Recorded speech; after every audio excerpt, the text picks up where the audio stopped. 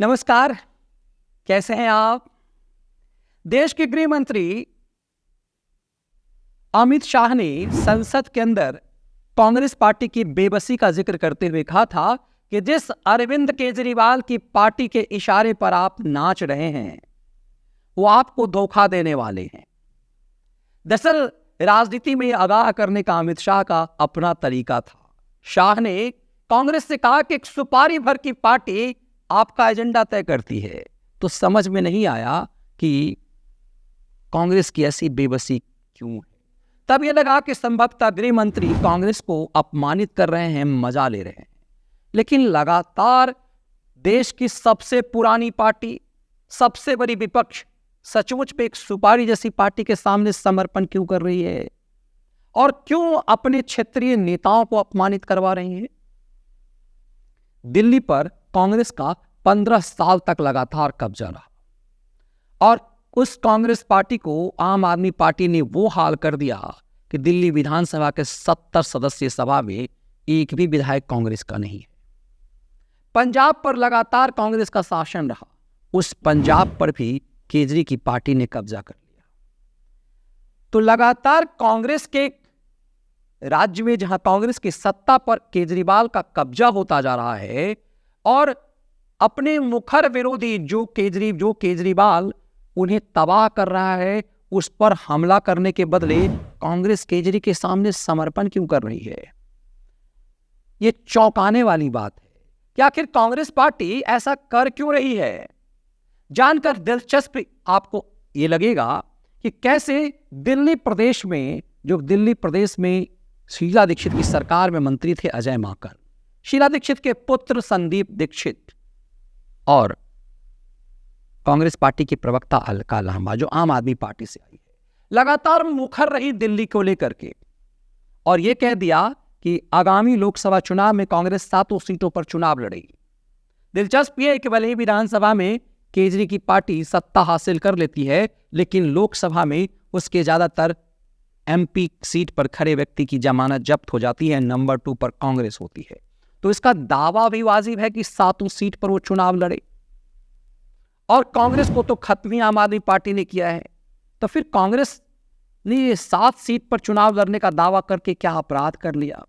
जो ही कांग्रेस के इन नेताओं ने, प्रदेश अध्यक्ष स्तर के नेताओं ने बात कही, केजरी की पार्टी से नए मंत्री बने, तिहाड़ जेल में मौज कर रहे सत्येंद्र जैन की जगह पे आए सौरभ भारद्वाज ने ये कह दिया कि छोटे भैया नेता हैं, इनकी कोई औकात नहीं। संदीप दीक्षित और अजय माकन जैसे नेताओं के साथ साथ उन्होंने ये कह दिया कि प्रवक्ता मतलब अलका लांबा के लिए कि इन सब की कोई औकात नहीं, बड़ी बात बड़े नेताओं के साथ की जाती है।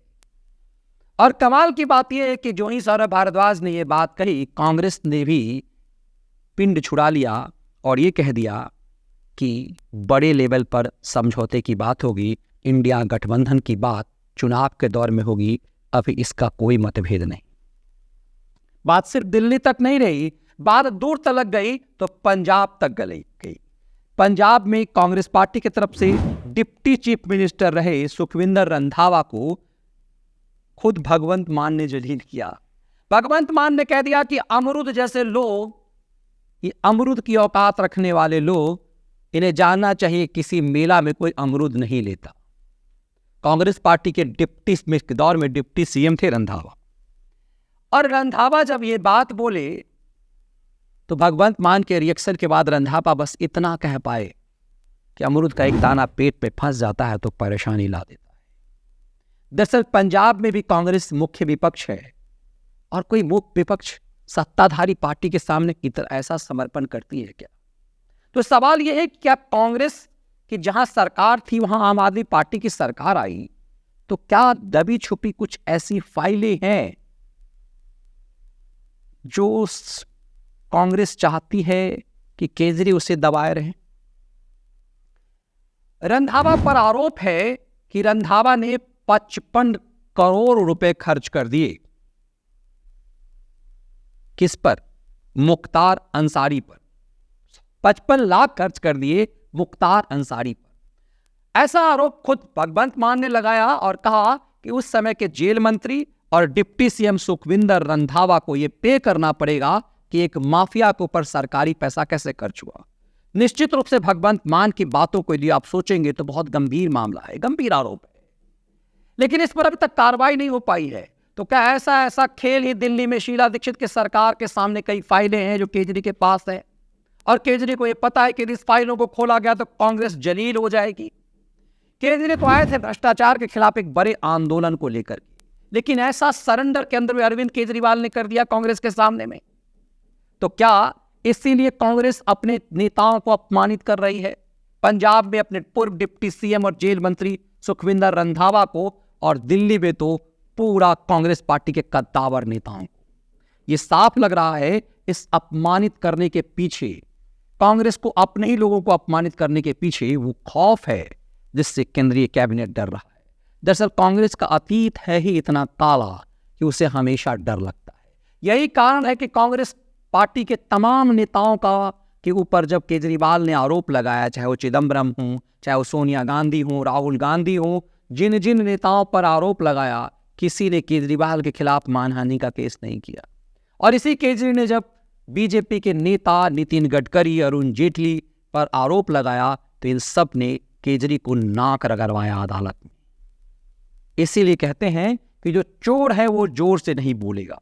कांग्रेस जब कभी भी हमलावर होती है उसे इस दौर में बैकफुट पे आना पड़ता है, क्योंकि उसका अतीत इतना काला है कि केजरी उसी से उन्हें लाल कर रही है।